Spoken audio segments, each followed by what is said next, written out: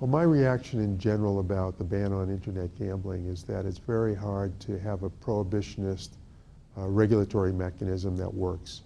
The fact of the matter is that in the United States, the vast majority of people, according to recent surveys, want to gamble, and they would like to be able to gamble online. And in a democratic society, a society that values liberty, most people think they should have the opportunity to gamble. We need to understand how people actually gamble online and what their behavior patterns are.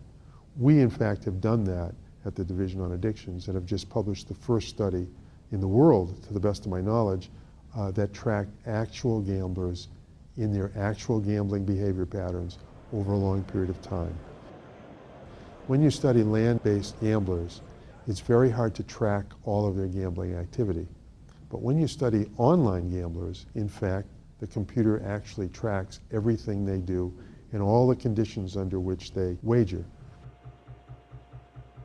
The very first thing we learned, which we didn't expect, was that the vast majority, the overwhelming majority of gamblers online gamble in a very moderate and mild way.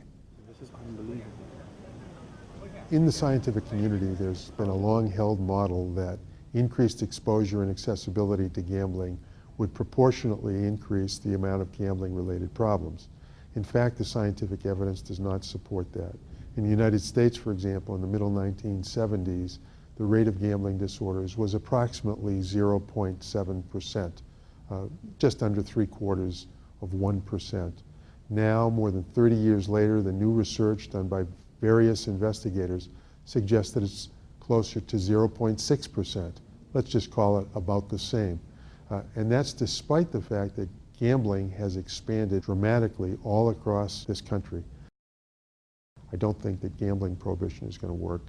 I do think, however, that education, information, public awareness, and other regulatory activity around truth in advertising all can be very effective means to help people gamble in a reasonable and healthy way.